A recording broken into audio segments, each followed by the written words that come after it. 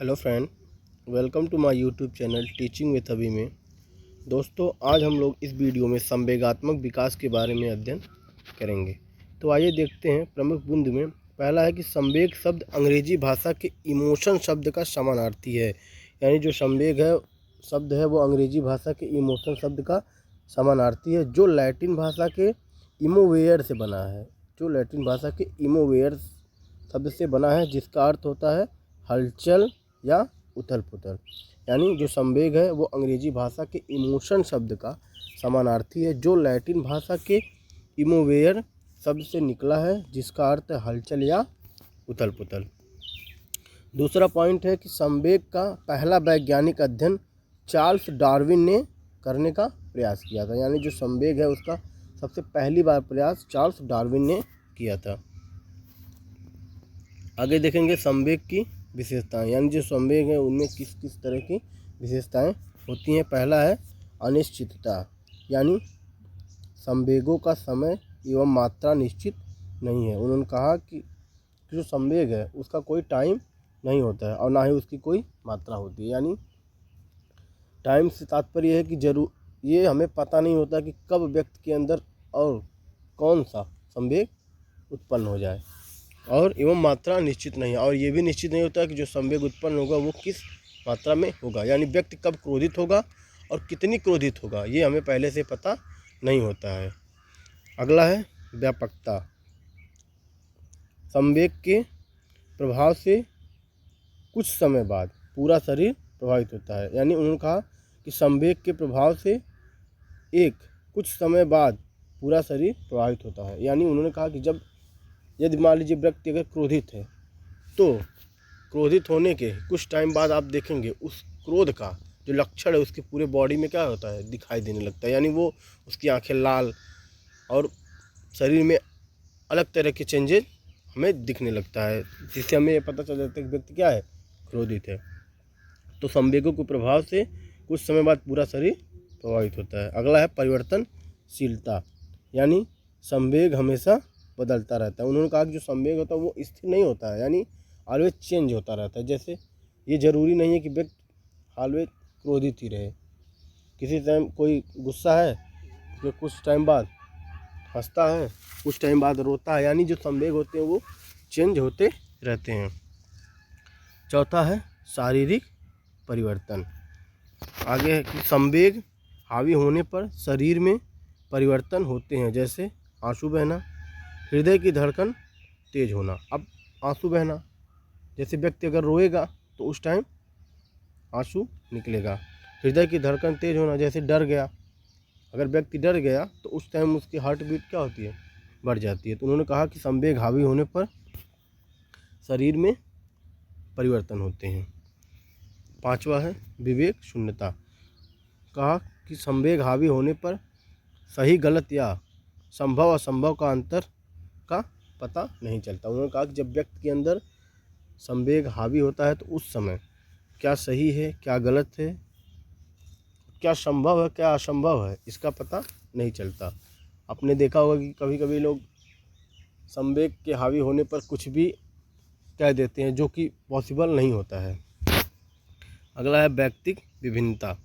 अलग अलग लोगों में अलग अलग संवेग हावी होते हैं। यानी जो संवेग है इसमें भी विभिन्नताएं पाई जाती हैं। ये अलग अलग व्यक्ति में और अलग अलग संवेग होते हैं। यानी ज़रूरी नहीं है कि यदि किसी एक व्यक्ति में उस समय गुस्सा तो दूसरे व्यक्ति में उस टाइम गुस्सा ही आए, तो ज़रूरी नहीं। यानी संवेग अलग अलग और अलग अलग लोगों में हमेशा क्या होते हैं, अलग अलग होते हैं। स्थानांतरण कह कि कभी कभी संवेग अनुपयुक्त व्यक्ति पर प्रकट हो जाता है। जैसे अब देखिए यहाँ स्थानांतरण से तात्पर्य क्या है, कभी कभी संवेग अनुपयुक्त व्यक्ति पर प्रकट हो जाता है। जैसे दो लोगों में मार हो रही है, पता चला वहाँ तीसरा आ गया, छुड़ाने के चक्कर में उन दोनों का संवेग उस पर उतर जाएगा और बीच में बेचारा बिना मतलब का पिट जाएगा। तो कभी कभी संवेगों का इस तरह भी स्थानांतरण हो जाता है। अगला है मूल प्रवृत्ति से जन्म। यानी संवेगों का जन्म मूल प्रवृत्ति से होता है, जिसे विलियम मैकडूगल ने दिया है। अगला है पॉइंट नकारात्मक, सकारात्मक या नकारात्मक। यानी इससे तात्पर्य सकारात्मक और नकारात्मक से तात्पर्य ये है कि संवेग या तो सुखद या फिर दुखद होंगे। अब देखिए, तो संवेग होते हैं दो ही तरह के हो सकते हैं, या तो हमें सुखद अनुभव देगा या दुखद अनुभव देगा। तो उन्होंने कहा कि संवेग में जो एक सकारात्मक पक्ष होता है, एक नकारात्मक पक्ष होता है। यदि संवेग का हमें सुखद अनुभव मिलेगा तो वो सकारात्मक होगा, या फिर संवेग का हमें नकारात्मक मिला तो हमें दुखद अनुभव होगा। अगला है संवेग के सिद्धांत। संवेग के सिद्धांत उन धारणाओं को कहते हैं जो संवेग के आक्रमण या संवेगों के जन्म लेने से जुड़ा है। कुछ प्रमुख सिद्धांत निम्न हैं। पहला है जेम्स लैंग का सिद्धांत। इस सिद्धांत के अनुसार व्यवहार संवेगात्मक अनुभूति के पहले आता है। उन्होंने कहा कि जो व्यवहार होते हैं वो हमारे संवेगात्मक अनुभूति से पहले होते हैं। अब जैसे हम कह सकते हैं कि देखिए, जैसे हम कह सकते हैं कि खतरा देखना भी एक व्यवहार है और हमारे मस्तिष्क द्वारा खतरा समझना भी व्यवहार है। यानी उन्होंने कहा कि अगर मान लीजिए कोई खतरा है तो सबसे पहले हम उसको क्या करेंगे, देखेंगे, फिर उस घटना का हमारे दिमाग पे जाएगा, दिमाग एनालाइज करेगा कि हाँ इस चीज़ से हमें डरना चाहिए या नहीं डरना चाहिए। तो उन्होंने कहा कि जो व्यवहार है वो संवेगात्मक अनुभूति से पहले होता है। यानी पहले हमारे अंदर व्यवहार होगा, उसके बाद संवेगात्मक अनुभूति होगी। समझ में आया? उन्होंने कहा जैसे देख लीजिए, उन्होंने कहा जैसे मान लीजिए कि आपके सामने कोई ऐसी चीज़ है जिससे आप डरेंगे, तो सबसे पहले आप उसे देखेंगे, फिर आपके दिमाग में फीड जाएगा मैसेज कि हाँ ये चीज़ खतरनाक है, इससे हमें डरना चाहिए। तो फिर उसके बाद आपके अंदर डर नामक संवेग पैदा होगा और आप वहाँ से हटेंगे या भागेंगे।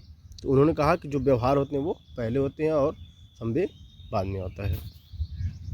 अगला है कैनन बार्ड का सिद्धांत। कैनन बार्ड का सिद्धांत संवेगों की उत्पत्ति सिर्फ उद्दीपक पर निर्भर नहीं करता, बल्कि व्यक्ति की चेतना पर भी निर्भर करता है कि वह अपनी चेतना उद्दीपक का अर्थ समझ पाता है कि नहीं। कैनन बार्ड ने कहा कि संवेगों की उत्पत्ति सिर्फ उद्दीपक पर निर्भर नहीं करती, यानी जो हमारे सामने उद्दीपक है सिर्फ उस पर निर्भर नहीं करती, निर्भर इस बात पे करती है कि उस उद्दीपक का अर्थ हम समझ पाते हैं कि नहीं। जैसे सांप को देखकर 18 साल के वयस्क को डर लगता है, पर 2 महीने के बच्चे में किसी प्रकार के संवेग का जन्म नहीं होता, क्योंकि बच्चे की चेतना में उद्दीपक रूपी सांप का डंक मारना शामिल नहीं है। यानी उन्होंने कहा कि जैसे आप वयस्क हैं तो आप सांप को देखेंगे तो आप डरेंगे, क्योंकि आपको पता है कि वो हमें बाइट कर सकता है और जो कि एक हमें डेड हो सकती है। तो लेकिन जो 2 साल का बालक है उसे ये नहीं पता कि इस सांप के डंक करने से हमारी मृत्यु हो सकती है। तो उसके अंदर वो जो उद्दीपक नामक सांप है उसका अर्थ नहीं पता कि उससे हमें नुकसान होगा या क्या होगा। अगला सिद्धांत है सेक्टर सिंगर का सिद्धांत। इसे संवेगों का द्विकारक सिद्धांत भी कहते हैं। इसका अर्थ है कि संवेगों का जन्म हमारी शारीरिक उत्तेजना एवं मानसिक समझ दोनों कारकों पर निर्भर करती है। उन्होंने कहा कि जो संवेग है ये 2 कारक पर निर्भर करते हैं। पहला शारीरिक उत्तेजना, दूसरा मानसिक समझ। यानी जब तक हम किसी उद्दीपक यानी डर रूपी उद्दीपक को समझेंगे नहीं तब तक हमारे अंदर डर नामक संवेग नहीं उत्पन्न होगा। अगला है संवेगों के नियंत्रण की विधियाँ, यानी संवेग को हम कैसे नियंत्रण कर सकते हैं। तो पहला है विरेचन, रेचन, कैथार्सिस विधि। यानी इसे हम विरेचन, रेचन या कैथार्सिस विधि भी कहते हैं, जो अरस्तु के द्वारा दी गई थी। जिसे किसने दिया था? अरस्तु ने। यानी कृत्रिम तरीके से नाटक, फिल्मों आदि के द्वारा संवेगों को समान स्तर पर लाना। यानी उन्होंने कहा कि जैसे मान लीजिए यदि व्यक्ति क्रोधित है उसे हम क्या करेंगे, कृत्रिम तरीके से, जैसे उसे मूवी दिखाएंगे, नाटक दिखाएंगे, फिल्म दिखाएंगे, तो इस तरीके से क्या होता है उसका जो संवेग होता है वो सामान्य स्तर पे आ जाता है। इसे हम कहते हैं विरेचन या रेचन या कैथार्सिस विधि। दूसरा है मार्गान्तीकरण। ये सिगमंड फ्रायड ने दिया है। उन्होंने कहा कि किसी खतरनाक संवेग का मार्ग बदलकर उसी संवेग का जीवनदायी बनाना। यानी उन्होंने कहा कि जैसे कोई खतरनाक संवेग आपके पास है तो हम उस संवेग को ख़त्म नहीं करेंगे, उसे बदल देंगे और उसे ऐसी जगह यूज करेंगे जो हमारे जीवन में क्या होगा, लाभदायक होगा। जैसे क्रोध में लोगों से लड़ने वालों को मंत्री जी का बॉडीगार्ड बना देना, यानी कहा कि जो व्यक्ति क्रोध में क्या करते हैं, लड़ते हैं, झगड़ते हैं, उन्हें किसी ऐसे व्यक्ति के पास रख देना जिन्हें उसकी ज़रूरत हो। जैसे किसी मंत्री, किसी बड़े पद पे रहने वाले व्यक्ति के अगर आसपास लगा दिया जाएगा तो उसका गुस्सा भी शांत रहेगा और जब आवश्यकता पड़ेगी तो अपना काम भी अच्छे से करेगा।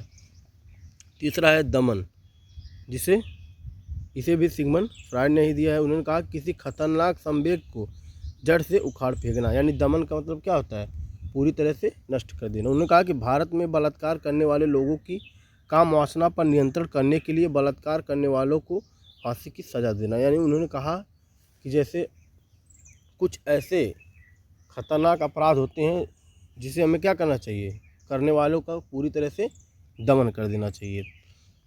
अगला है शोधन या उदांतीकरण।